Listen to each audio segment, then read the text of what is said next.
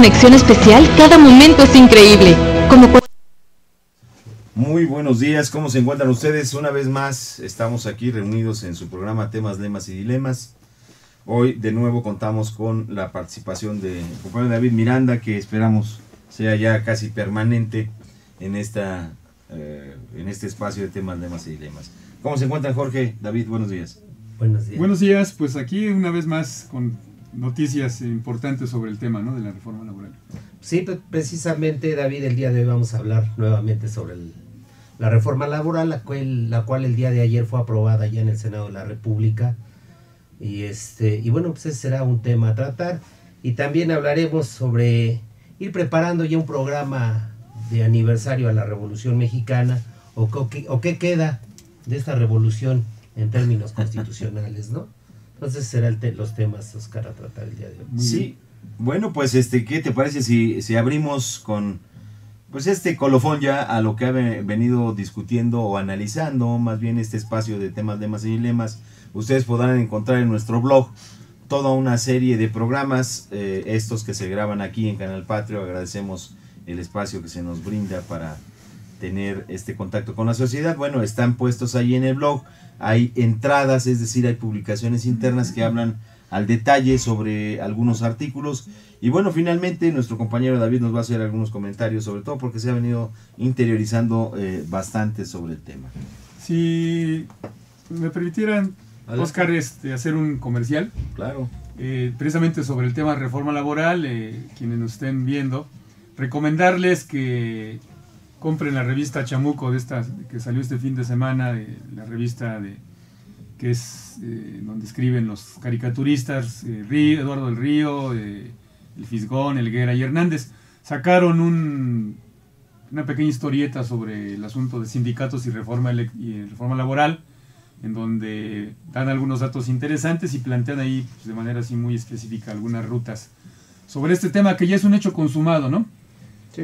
Yo recuerdo que hace unos meses, cuando se aprobó en España la reforma a su ley laboral de allá, aquí alertamos en este programa, lo recuerdo bien, están ahí las grabaciones, se alertó que estábamos a un tris, ¿no?, de pasar por lo mismo en España, que pasó en España, pasar en México.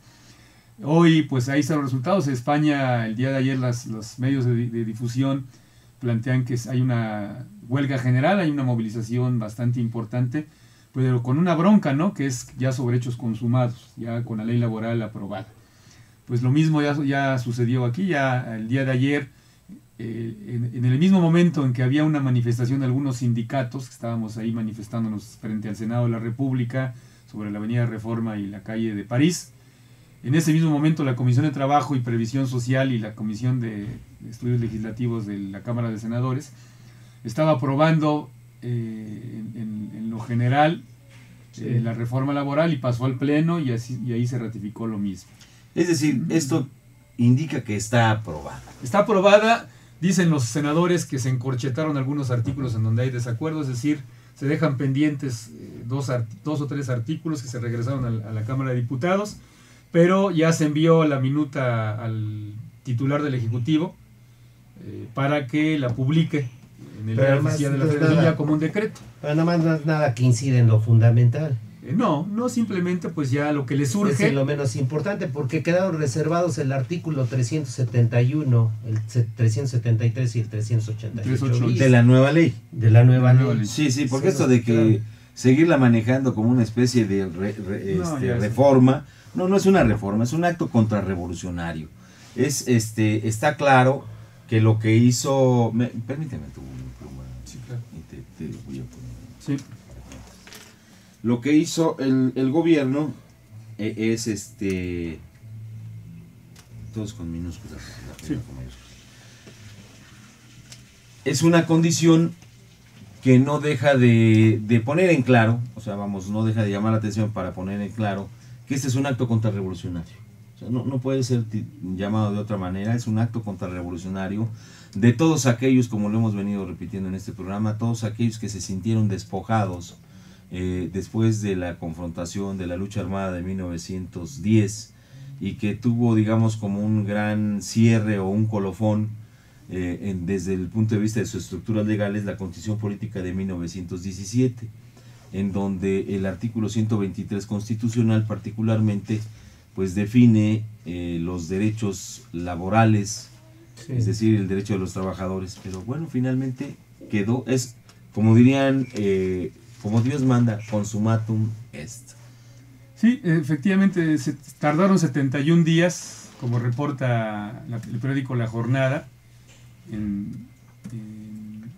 tanto en la Cámara de Diputados como en los senadores, es decir, en el Congreso de la Unión 71 días tardaron en mutilar los derechos en lo que se refiere a formas de contratación, a formas de pago, a impulsar figuras que concretan, Jorge, un viejo sueño de la clase patronal de este país, el tener trabajadores milusos, que de por sí ya lo sabía, ¿no? Haciendo, digamos, utilizo ese concepto por lo coloquial, recordando de esa película de aquel trabajador que se ejemplifica de que lo hacía de todo, ¿no? Uh-huh. Hoy con la figura esta de multihabilidades, pues con el mismo salario, con una pequeña compensación, dice la ley, pues un trabajador, además de su definición de labores, el patrón va a poder exigir que haga labores conexas, ¿no?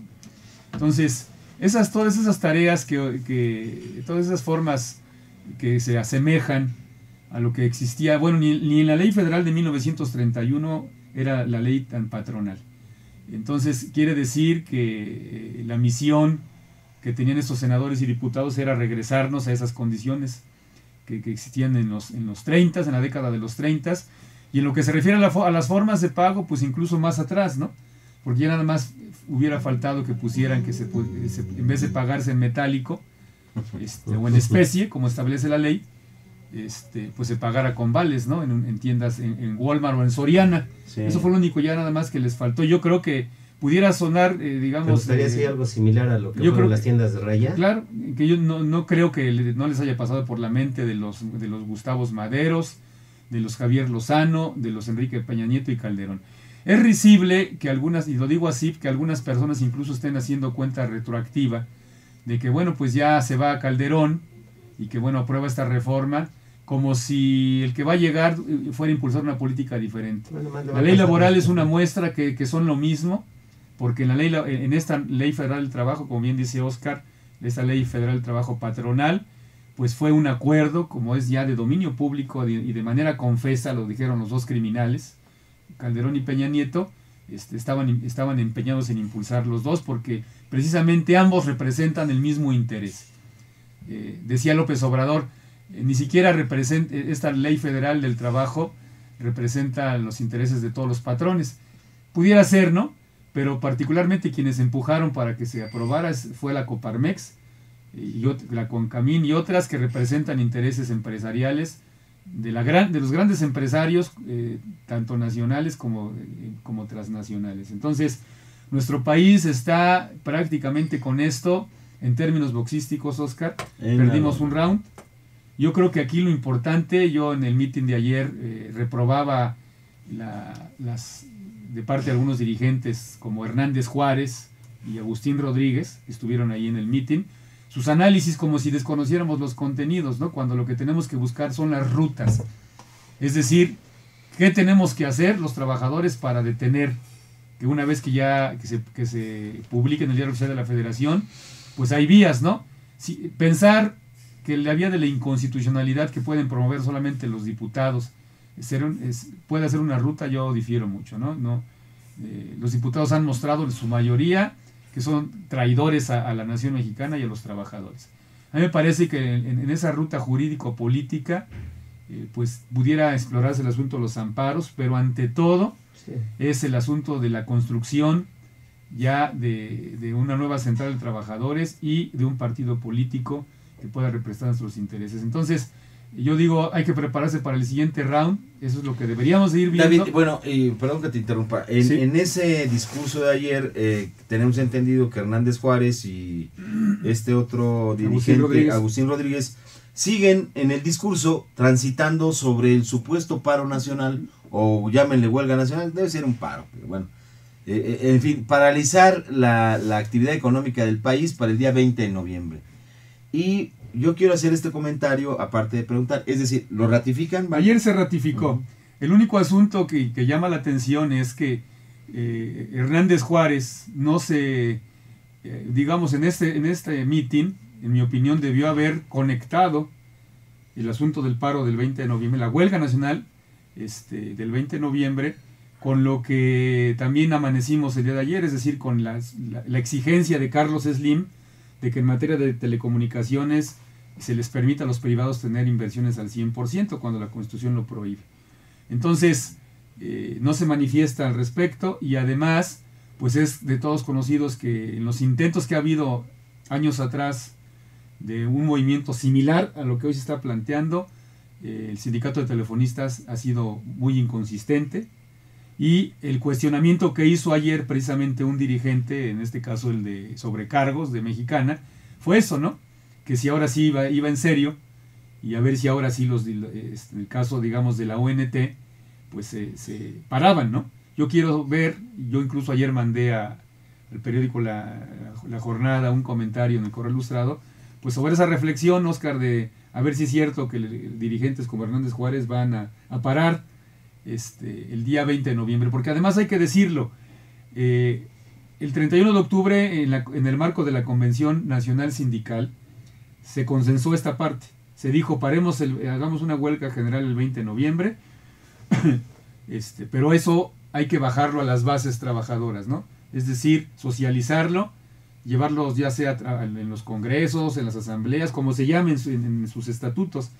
Yo no sé si en el caso de los sindicatos se esté haciendo esa situación, porque estamos, como lo comentaste hace un momento, Jorge, antes de empezar el programa, pues estamos escasamente a 6 días, ¿no? Esto es lo que iba a comentar. Entonces, pues prácticamente todo es contrarreloj, y más bien yo creo, Oscar, lo que tendríamos que hacer es prepararnos ya de inmediato, pues para ver qué hacemos antes de que nos agarren otra vez como el tigre de Santa Julia, ahora en lo energético, ¿no? Porque también eso va a ser una afectación terrible.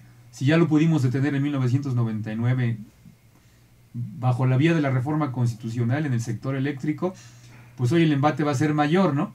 Porque hoy vienen por lo que queda de petróleo y lo que queda de la industria eléctrica.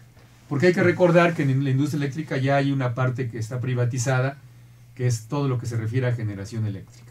Entonces, aquí lo interesante son las rutas. Yo creo que esa es parte.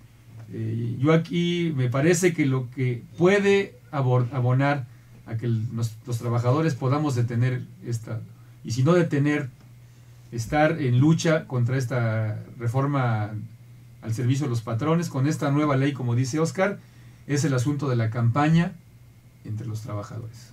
Es decir, se requiere que se difunda entre los trabajadores de salario mínimo, entre los trabajadores no organizados, qué alcances va a tener esta nueva ley federal del trabajo y la necesidad de organizarnos, ¿no? Ese es el asunto. Creemos en esta mesa que igual pueda suceder lo que está pasando en Europa, que ya con hechos consumados, como es particularmente la reforma aprobada en España, y la manera en que después ya del niño ahogado se está movilizando la población, está tratando de tapar el pozo. Efectivamente, en México, ¿cuáles serán las acciones verdaderamente de los trabajadores? Creemos que hay acciones que los dirigentes pudieran estar a la altura de las circunstancias, y que efectivamente, como tú lo mencionas, David, el día 20 de noviembre serán capaces estos dirigentes de estar convocando al paro general, nacional, o a la huelga general. Yo, de manera franca y sincera, digo, yo lo veo muy difícil, y que nos pueda pasar igual que está sucediendo en Europa, ¿no? Ya no solamente es en España, sino también tenemos noticias que es en Grecia, en Portugal, en Bélgica, incluso y en Francia, Italia, ¿no? Francia. y Francia e Italia, ¿no? Francia por el asunto de las pensiones. O sea, la hay marcha atrás. Que esto se está convirtiendo en un problema global, ¿no? En un problema en donde los países, la mayoría de los países, tanto de América Latina como de Europa, están sufriendo los agravios de estas reformas, ¿no? Sí, pero ahí, Oscar, yo haría una acotación, porque mira, en el caso de Venezuela, que tanto Sí. satanizan los medios de comunicación, que por la dictadura, y ahora quieren Eso es hasta, mediático. quieren David, hasta es que a mediático. criticar su proceso electoral. Vergüenza les debería de dar a Televisa y al Milenio, toda esa bola de pseudoperiodistas. Resulta que con Chávez, por el contrario, dieron y modificaron su ley laboral, pero para eliminar de su ley laboral las figuras de la subcontratación, lo que le llaman outsourcing. Y lo que hicieron allá, a efecto de poder, digamos, desarrollar la economía de su país, como muestran precisamente, simplemente nada más daría ahí un dato que da el Fisgón. Lo que hicieron en Venezuela fue aumentar los salarios. Y hoy, fíjense lo que son las cosas. Ya con reforma a la Ley Federal del Trabajo, ya con una nueva ley federal, pues el asunto salarial no se tocó, ¿no? Y miren, con datos oficiales, cómo está el asunto salarial en América Latina. Dice el Fisgón, el salario mínimo mensual, lo plantea en dólares para que pues se pueda estandarizar. En Argentina es de 800, mensualmente es de $620, salario mínimo general.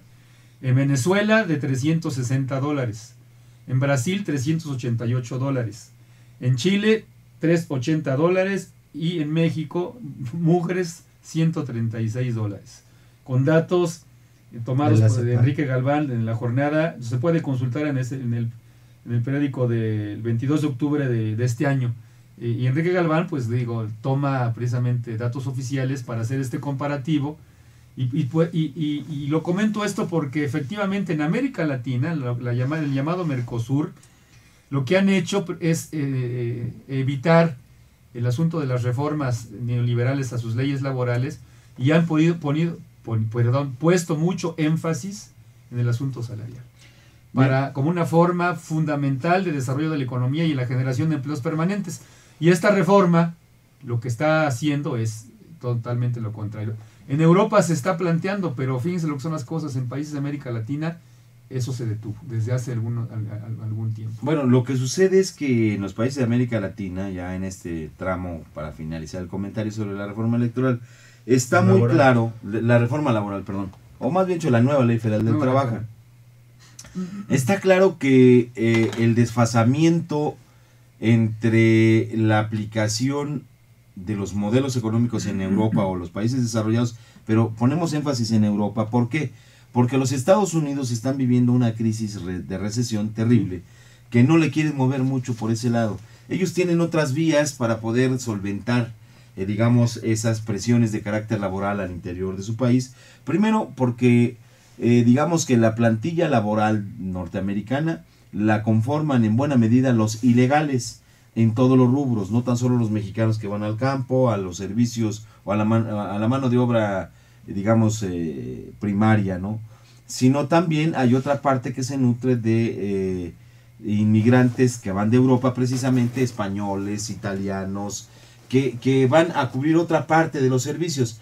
Y mientras tanto, el obrero o el trabajador norteamericano tiene garantizado a través de su legislación, por ejemplo, el seguro al desempleo, o tiene garantizados una serie de elementos que precisamente el régimen de Obama le costó un poco de trabajo su reelección a partir de las modificaciones que hizo a su sistema de salud. Pero particularmente los cambios, es decir, la aplicación o profundización del modelo económico instaurado desde la década de los 80 en Europa, sigue en marcha en esas latitudes. Y lo que comentaba Jorge Luis, precisamente en España y Portugal se convocó a una huelga, se convocó a más de 150 organizaciones que tienen en su membresía a cerca de 14 millones de trabajadores. Y efectivamente lo que estamos observando es que en realidad estamos viendo la primer huelga internacional del siglo XXI. ¿Qué pudiera suceder en todo el mundo? Está pues sobre todo documentado que estas movilizaciones son muy importantes, son verdaderas movilizaciones multitudinarias. Sin embargo, bueno, pues como al igual que en México, Rajoy es el Calderón de allá, y las televisoras pues ya tienen a sus Ciros Gómez Leivas, a sus López Dórigas, ¿no? Y bueno, dicen que el gobierno de Rajoy se muestra decidido a seguir con su política, y además dice que esto se da porque está claro que la mayoría del pueblo no acompaña a los manifestantes, porque ellos saben perfectamente bien que el beneficio que traerán las reformas será para muchos más años. En fin, lo que podemos establecer es que en México aún falta muchísimo por recorrer, que la historia de nuestro país está llena de datos y de elementos que nos pueden precisar que una de las condiciones que este país no ha alcanzado, lamentablemente, desde que se independizó de España, es decir, nunca ha alcanzado cohesión, no ha alcanzado un grado completo de identidad, no hemos alcanzado como nación, digamos, la capacidad de encontrar en ese deseo de ser una nación el mismo deseo de integrarnos todos para llevar a mejores eventos y a mejores condiciones de vida a la población en México.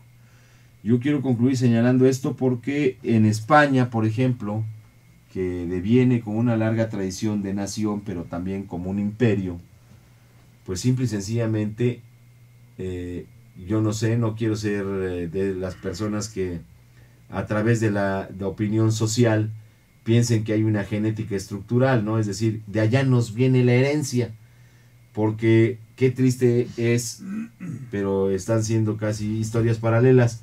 Los españoles, antes de que se diera la reforma electoral, o la reforma, perdón, laboral, no hicieron nada.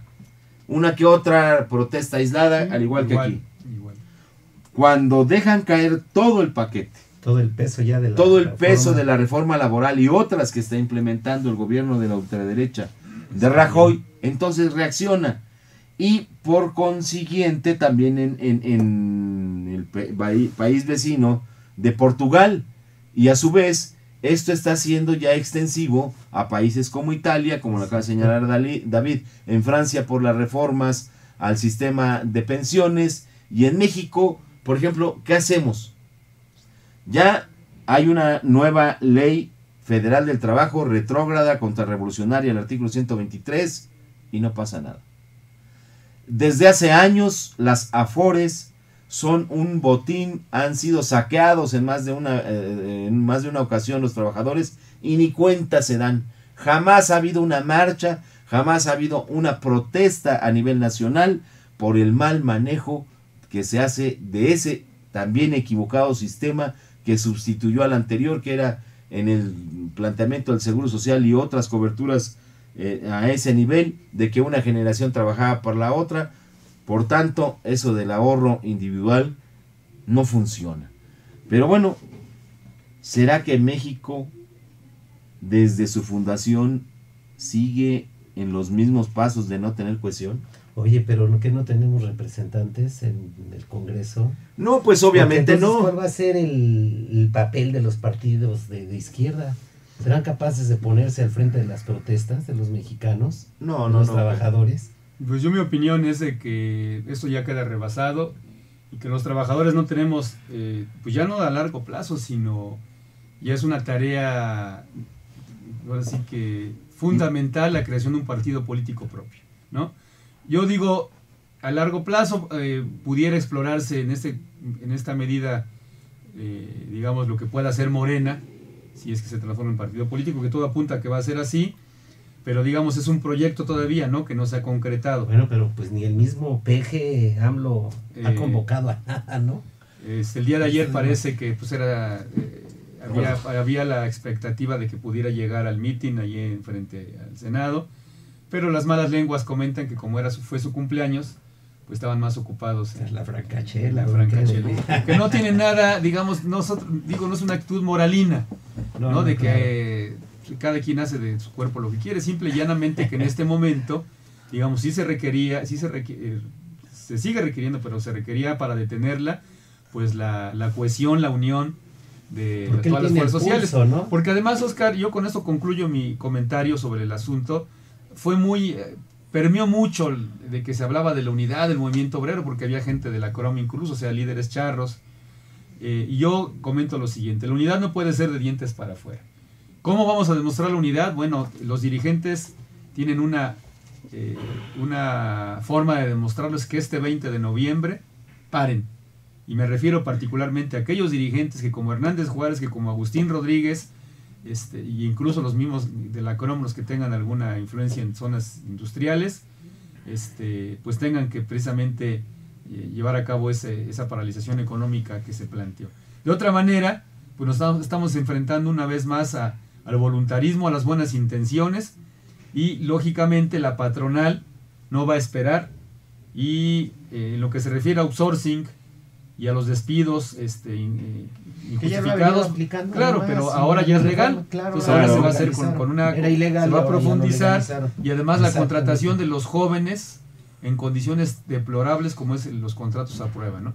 Hay que decir que además es increíble que abogados que se llaman democráticos, quiero comentar eso, como Arturo Alcalde, Justiniani. que el domingo pueden leerlo en La Jornada, habló de que no nos preocupemos, de que no seamos catastrofistas, que bueno, en el caso del contrato por hora, dice el señor, que me gustaría que en vez de que los sindicatos que él representa le pagaran por hora, a ver si es más eficiente, pues está acotado el contrato a prueba, dice, por ejemplo, dice, el patrón tiene que tomar la opinión de las comisiones de productividad que se van a formar.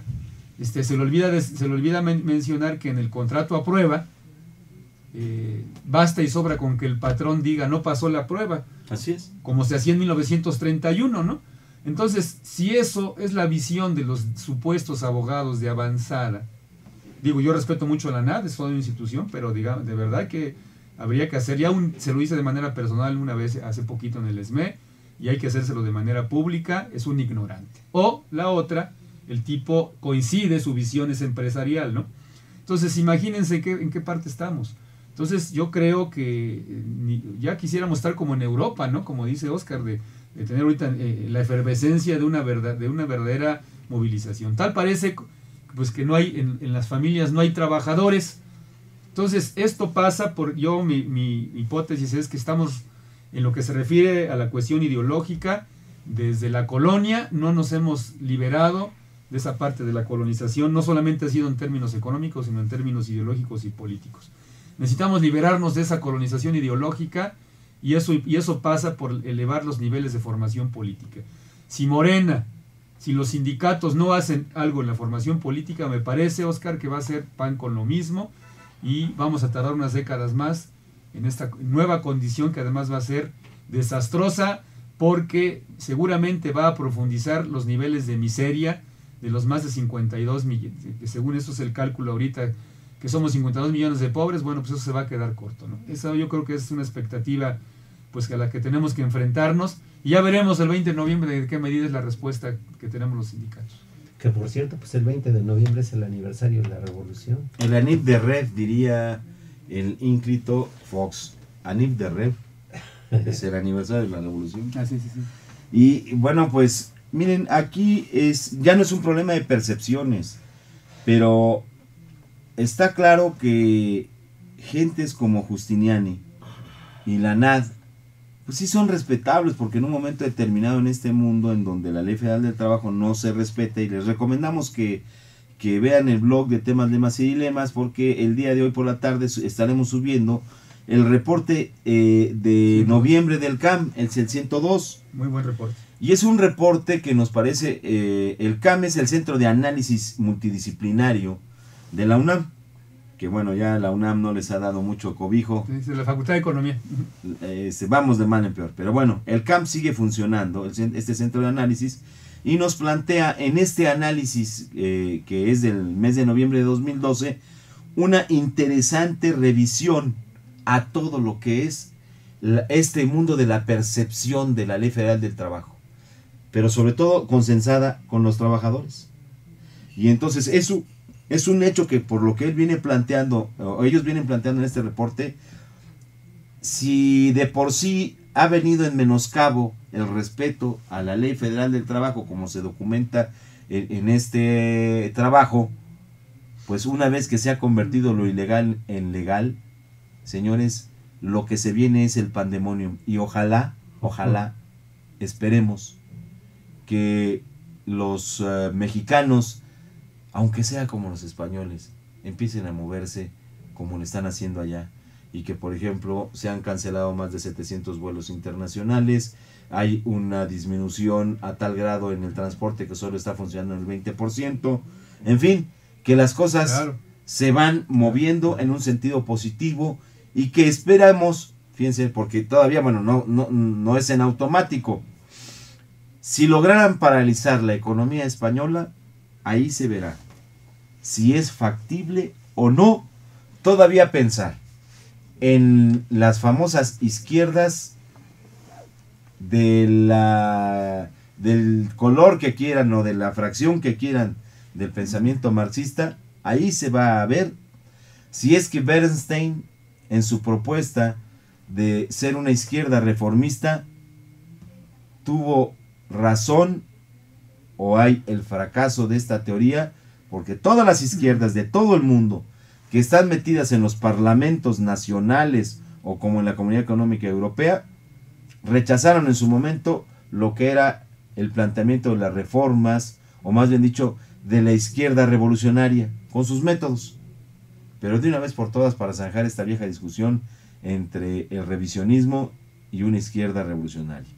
Y retomando el tema y los comentarios que hizo David, desde la colonia, bueno, pues Jorge Luis nos va a comentar algo que ha venido siguiendo, que es precisamente esa inconsistencia como nación que deviene precisamente desde la propia formación de la misma en 1810, y esto como un prolegómeno, es decir, si vamos a hablar de la revolución, pues no vamos a hablar solo de nuestros caudillos preferidos, que son el general Emiliano Zapata y nuestro general Francisco Villa, sino del contexto en donde se han venido desarrollando todas estas gestas históricas y sus resultados en México. Que fue más o menos lo mismo que sucedió con la independencia, Oscar. De pronto lo que aprendimos en la escuela, en el aula, sobre todo en la primaria y en la secundaria, fue a que entendiéramos quiénes fueron nuestros héroes de la independencia, y emblemáticamente tenemos al cura Hidalgo, que fue el que dio el grito en 1810, y que acabamos apenas hace un par de años, cumplido 200 años de independencia. Pero lo que de fondo, y yo casi estoy completamente seguro que la mayoría de mexicanos, la gran masa, no sabemos que la consolidación de la independencia se dio hasta 1821. Quiere decir que 11 años después del grito de Dolores. Pero finalmente también fue reconocida por la corona española hasta 1836. Es decir, ¿cuántos años pasaron entre 1810 hasta 1836? 26 años. 26 años. ¿Qué sucedió? ¿En qué situación se encontraba el país? ¿Y qué personajes fueron deambulando en todo este proceso, en este periodo de estos 26 años? Bueno, pues sabemos que España tenía problemas en Europa en función de la guerra con Napoleón. Y de ahí se desprendió pues el hecho de que hubo endeudamiento también después del auge de la propia colonia, su desarrollo tan importante que tuvo en la industria en general. Se vino a tener una descomposición producto también del grito de independencia. Y como las resistencias, Oscar, lo hemos venido señalando nosotros, hubo figuras bastante importantes en ese tiempo, como fue el caso particular de Vicente Guerrero y de Guadalupe Victoria, entre otros. Pero ¿cuál fue el papel que más adelante tuvo un personaje en la historia que hasta la fecha tenemos más conocimiento de este personaje, que es Antonio López de Santana? ¿Cuál fue su desarrollo posterior? Bueno, pues Antonio López de Santana es un personaje que nació en 1794 en la Ciudad de México, ¿sí? Y murió hasta 1876. ¿Sí? ¿Cuál fue la trascendencia de este personaje en la vida política de nuestro país?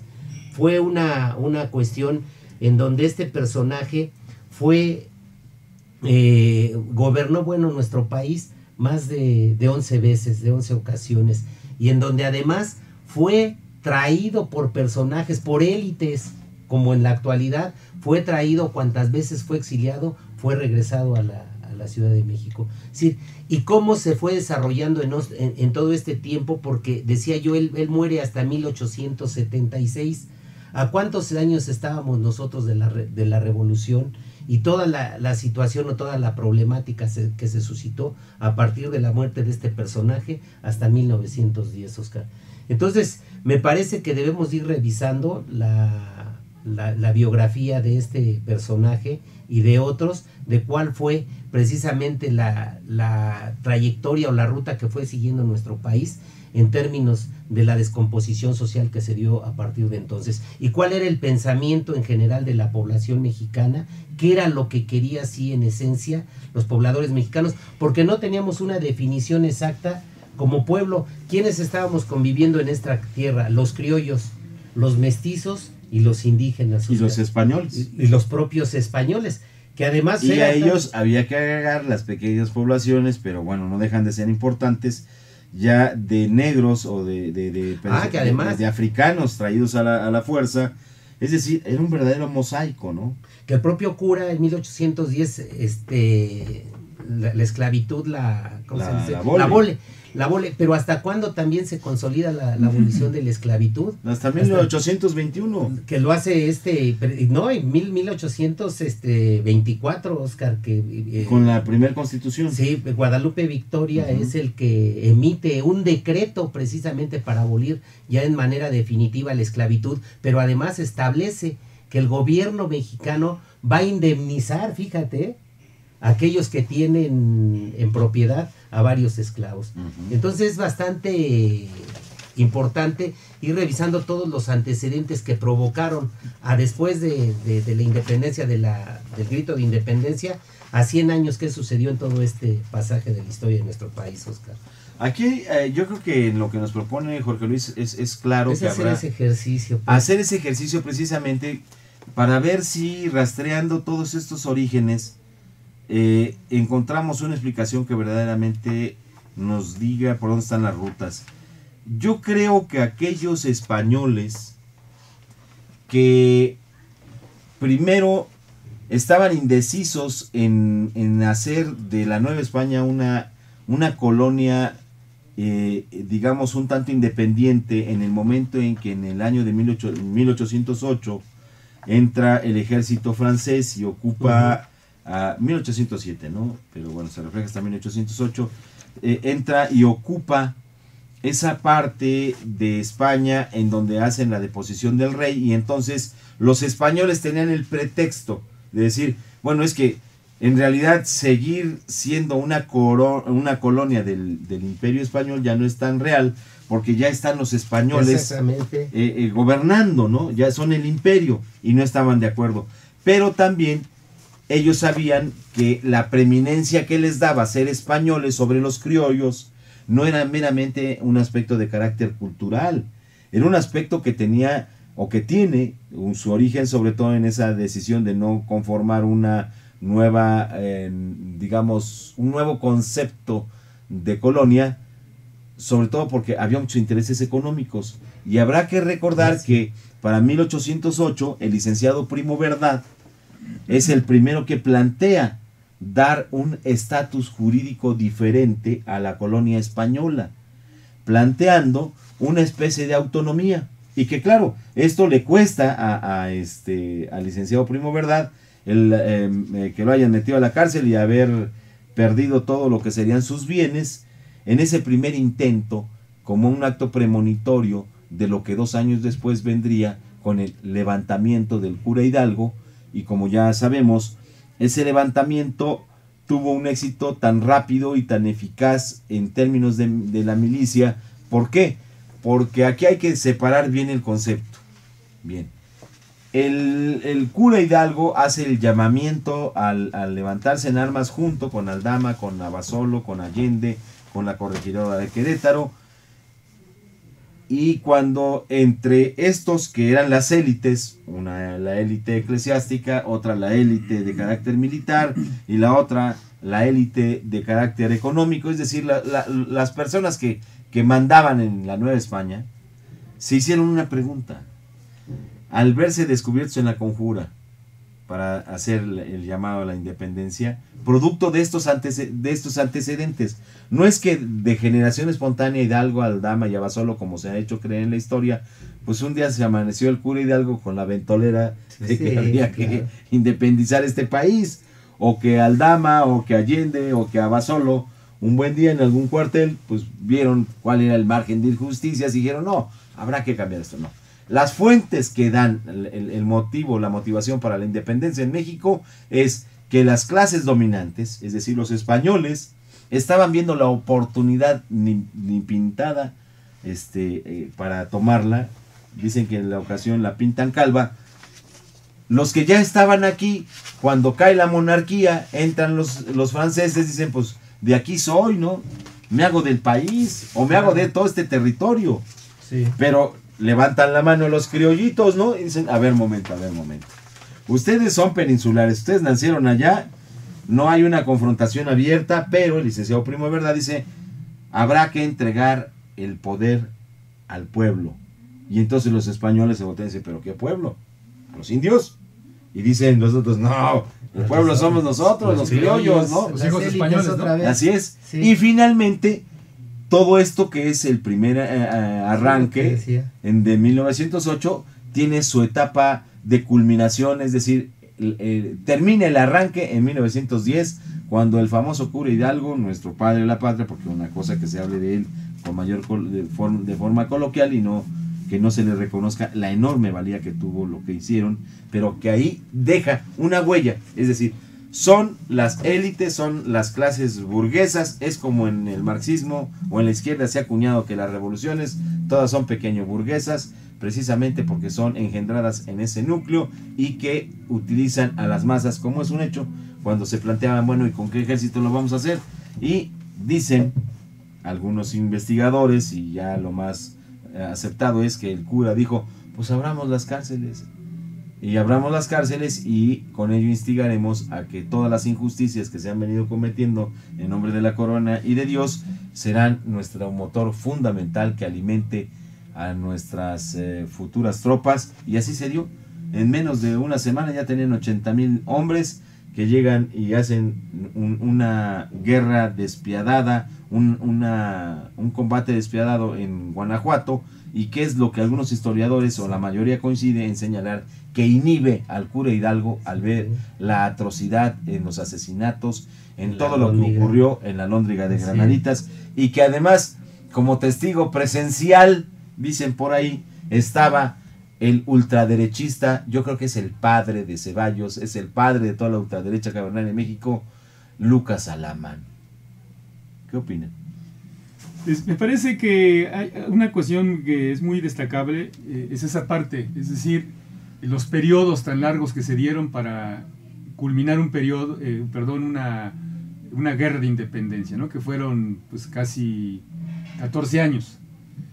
Sin embargo, una vez que se reconoce de manera formal que México deja de ser una colonia española, hemos tenido una desgracia histórica de que inmediatamente el capitalismo norteamericano empezó su intervención en nuestro país. No acabamos todavía de liberarnos de los españoles en 1824, cuando ya los Estados Unidos, a través de las logias masónicas, recordarán, Oscar, empezaron a intervenir no solamente en la economía, sino en la política. Se forman los famosos ritos, el rito escocés, que representaba los intereses del capital europeo, y los yorquinos, sí. que esos precisamente, en mi opinión, pueden ser los antecedentes de lo que posteriormente es, ya en la época revolucionaria del siglo XX, eran los antecedentes del Partido Liberal, y el que fueron los yorquinos, el rito yorquino, sus antecedentes, y el Partido Conservador, que dieron origen el rito escocés.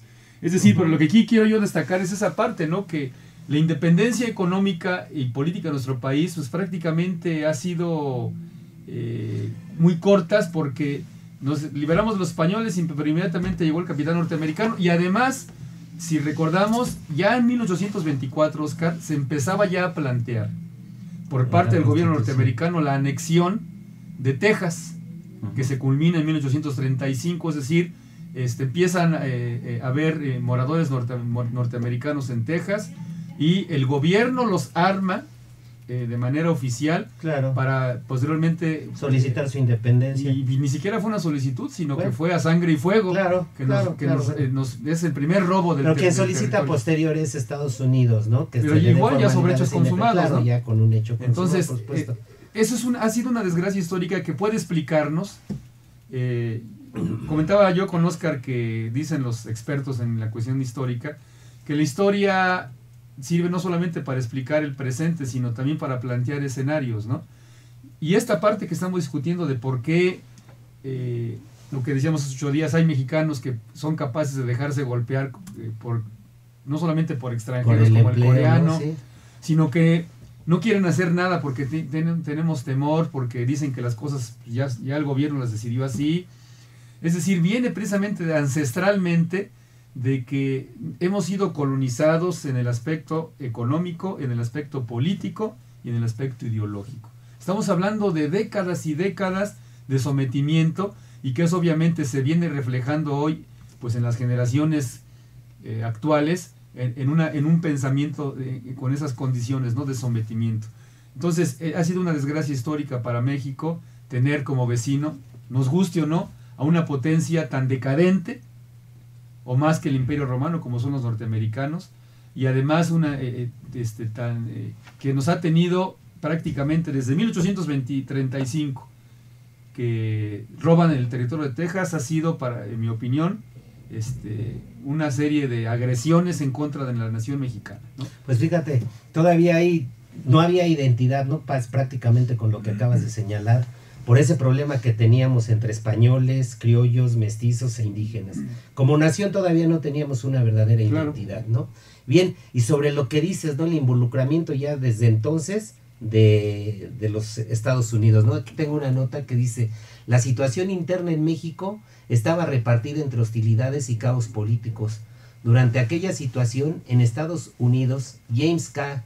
Polk había ocupado la presidencia del país. Polk era un conocido expansionista que desde hacía tiempo tenía puestos sus ojos en los territorios mexicanos del Alta California y Nuevo México.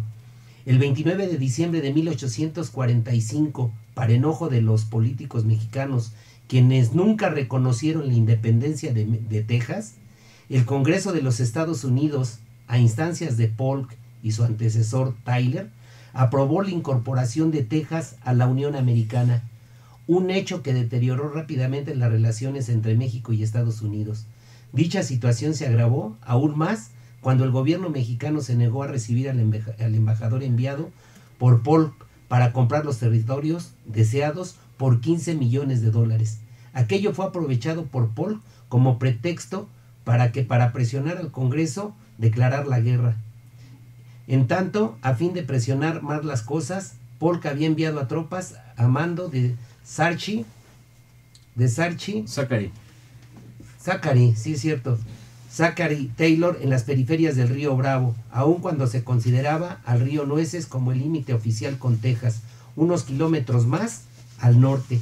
Aunque las escaramuzas entre ambos contingentes fueron directamente provocadas por los estadounidenses dentro de un suelo mexicano y sin declaración de guerra previa, Polk quiso ver a los mexicanos ante el Congreso como los verdaderos culpables. Con ello, la guerra entre ambos países dio inicio el 11 de mayo de 1846. Si es que se le pudo llamar guerra a eso, ¿no? Claro, porque en realidad fue una invasión. Claro. Y es pero cuando... aquí está, estos pasajes de la historia nos muestran, Ajá, primero, cómo una nación como los Estados Unidos de Norteamérica, que había obtenido su independencia, su verdadera independencia, en el año de 1776. sí. Es decir, del siglo XVIII. Del ¿no? siglo XVIII. Entonces, no es tan solo hacer una diferenciación aritmética, ¿no? ¿Cuántos años hay entre 1776 y 1810? Estamos hablando, ¿no?, de más de 30 años. Simple y sencillamente lo que debemos analizar es cómo 4 años. los norteamericanos, al darse su constitución, al tener en claro que ellos estaban representando las 13 colonias, toda la inmigración que llegó de los estados de Europa, se dieron su identidad en la diversidad, admitiendo Claro. ese disenso de personalidades y de conocimientos y de ideas Sí, entre sí, católicos y protestantes. Sí, sí, ¿no? sí. Entonces, ese es el primer gran avance que hay en una nación, ya no para glorificar a nadie. En una nación es es la capacidad de reconocer la diversidad presente. Ponerse de acuerdo. Y esa diversidad era multicultural y también social y económica, porque había una enorme diferencia, que es lo que se ha venido planteando, entre las comunidades de carácter católicas, particularmente aquellos como los irlandeses, que llegaron con toda la presión, el estigma, lo digo con todo respeto, de las religiones, ese estigma del pecado, la culpa, y no la responsabilidad, como lo veían los protestantes, que llegaban con la cara de decir, aquí hay que trabajar, y tenemos que honrar la palabra del gran libro de Dios, pero expresaron esa palabra, no haciendo fiestas, sino trabajando, ¿no? Entonces, evidentemente, esa multiplicidad de culturas dejó pendiente, en un principio, y ellos, como lo habían planteado, incluso hasta la sana convivencia con los salvajes. Pero esa sana convivencia era porque sabían que estaban en una debilidad terrible y que no habían acumulado la cantidad de fuerzas suficientes como para lanzarse a la guerra de exterminio, que más adelante sí lo hacen. Pero entonces quiero señalar que como punto fundamental, más que el tiempo que hubiesen llevado como nación, fue ese primer impulso que los mexicanos no tuvieron. Porque como ya se observa, bueno, simple y sencillamente, ¿cuántas veces no se nos ha hecho creer que Iturbide, pues de la noche a la mañana dice, bueno, los libros de texto todavía vigentes, realista, ¿no? El ejército trigarante entra triunfalmente a México, y quien encabeza ese ejército trigarante es Agustín de Iturbide, Vicente Guerrero, y ahí como que esa es la primera reflexión, como Iturbide y Vicente Guerrero, uno que era realista y que durante años combatió, asesinó a los ejércitos insurgentes, sí, y a los militares y a la tropa de Vicente Guerrero. Sí. Bueno, pues ni más ni menos. De Mata, ¿no? Y el asalto de Mata. Vicente Guerrero permaneció en la selva de Guerrero, sí, no menos de 9-10 años. Sí. Es decir, después de que viene el aplastamiento sobre las condiciones que se dio al ejército insurgente debido a la indefinición e indecisión para tomar a la Ciudad de México, estando ya en las cruces. Bueno, este es otro evento que se discutirá más adelante, o que analizaremos o platicaremos con ustedes en estas investigaciones que hacemos, no son muy reveladoras. Entonces, encontramos que Iturbide acababa de ser nombrado el jefe de los ejércitos militares por un, digamos, virrey recién llegado a la Nueva España, y que entonces, con esta semillita sembrada desde 1808 por los criollos y los propios peninsulares, en donde decían, bueno, ya no sabían qué hacer, si desconocer a la corona, lanzarse y construir una nueva nación. Esa es la diferencia, los norteamericanos lo hicieron. Sí. Llegaron a las 13 colonias, encontraron el pretexto, se independizaron, y a otra cosa mariposa, construir una nación con una identidad múltiple. Así es. Y estos criollos y los españoles estaban entre que se decidían o no, por la mezquindad con la que siempre se movieron.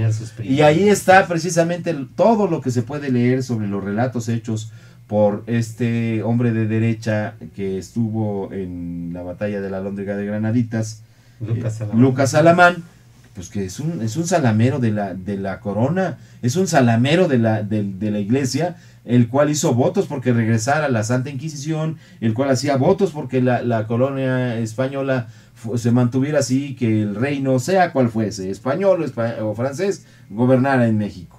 No importaba si era la Constitución de 1808, la primera Constitución afrancesada que los españoles rechazaron, o las Cortes de Cádiz en 1812, Lucas Alamán estaba con ellos. Y por otro lado había mexicanos como Vicente Guerrero, que creyeron y que fueron los verdaderos fundadores de la patria, y que no pudieron lograr su objetivo de independencia hasta en tanto no surgió la traición de los propios españoles. Porque es Iturbide quien traiciona al virrey, y va y le ofrece a Guerrero un pacto, el famoso abrazo de Acatempan, ¿no? que le dice, bueno, vamos a pactar. Vamos a o pactar sea, y formamos el ejército tigrante. Y vamos, tu ideal es una nación, también la mía. Nada más que vamos a ponernos de acuerdo. Yo voy a ser el primer emperador y tú... Emperador primero. Exactamente, también le da cargos a Vicente Guerrero. Pero Vicente Guerrero es el primer mexicano que muestra congruencia. Claro, después lo matan, ¿no? Entre otros, Guadalupe Victoria, ¿no? Exactamente. Vicente Guerrero, Guadalupe Victoria fueron hombres que acuñaron esa parte, yo creo que es la resistencia de los mexicanos, resistencia. pero que dejaron vivos a estos cuates como los Lucas Alamán, que yo digo, ahí está el engendro, el ADN, se podría decir, de la gente que milita en el PAN, o de los panistas, o de los abogados que como Felipe Calderón y su jefe Diego, han abrevado todo el tiempo en una cultura reaccionaria, todo el tiempo han abrevado en la destrucción de los valores y la identidad nacional que fueron acuñados de manera muy incipiente y sin llegar a una consolidación real desde aquellos tiempos. No sé qué opinas. Sí, me queda muy clara la exposición que haces en ese sentido, y que precisamente son los antecedentes que, por un lado, revelan que en largos periodos de nuestra nación hemos sido dominados por castas militares, por élites económicas y políticas, por particularmente extranjeros, ¿no? Españoles, norteamericanos, ingleses, etc. Y por otro lado, que yo creo que habría que destacarlo, no sé ustedes qué opinen de estos periodos, que lo que han generado es mantener a la nación dividida. Es decir, no hemos podido encontrar nuestra identidad. Así es, David. Y nos han mantenido divididos en diversos, en largos periodos de tiempo, en largos periodos históricos, y eso ha permitido efectivamente que los mexicanos en esas fases, en esas etapas históricas, no hayamos podido consolidar ya de manera muy concreta una verdadera independencia, sea en el siglo XVIII, sea en el siglo XIX, siglo XX y ahora en el siglo XXI. Yo destacaré de esta parte que muy reveladora que plantean eso, que nos ha generado una división muy fuerte y que ha puesto incluso en escena que grandes periodos de nuestra patria han sido manejados por las contradicciones entre las élites económicas, ¿no? Más bien es ahí. Por ejemplo, a la llegada de Porfirio Díaz, prácticamente el inicio de la Revolución Mexicana, según algunos historiadores, el inicio de esta revolución no se da no nada más por las contradicciones que había entre las amplias más populares contra el porfiriato, ¿no? Que efectivamente era un dictador, porque además hay que decirlo, Oscar, la historia oficial también ha ocultado cosas de Porfirio Díaz, ¿eh? ¡Claro! Hay dos cosas que yo pudiera resaltar. No estoy defendiendo al dictador, pero hay cosas, cuando se habla de una biografía, se tienen que hacer un balance correcto. Uno, que fue uno de los verdaderos héroes del movimiento de la Reforma, de liberación en contra de los franceses, ¿no? Con un ejército de 3,000 hombres, venció el ejército francés con 6,000 hombres, porque tenía además carrera militar en Francia, Porfirio Díaz, y además que durante todo el porfiriato, no fue un asunto menor, desarrolló toda la industria ferroviaria. Una cuestión que todavía antes de que privatizaran Ferrocarriles Nacionales de México con el Salinato, la industria ferroviaria estaba tal cual, la había dejado Porfirio Díaz. Esto es el inicio, ¿no?, de lo que vamos a ir tocando en los siguientes programas, que ya no es que nos olvidemos de la vida actual, pero la vida actual se escribe, sobre todo como nos lo comentó David, en esta interpretación de como la historia para qué, ¿no?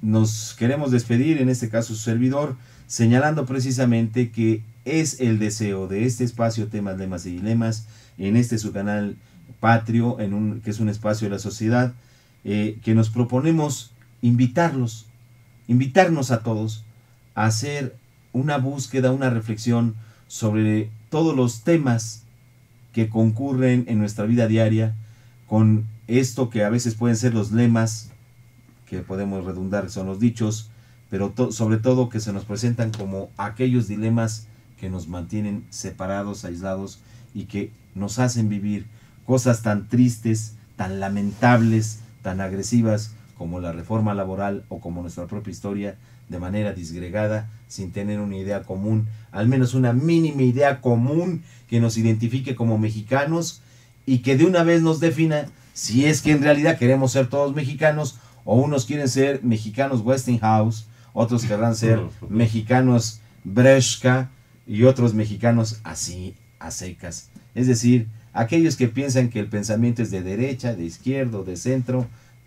¿Qué queremos ser como mexicanos? Todos. Yo me despido y nos vemos la próxima Nos vemos semana. la siguiente semana. Gracias, nos vemos la próxima semana. Rápido se va el tiempo. Canal Patrio, voz e imagen de la sociedad civil.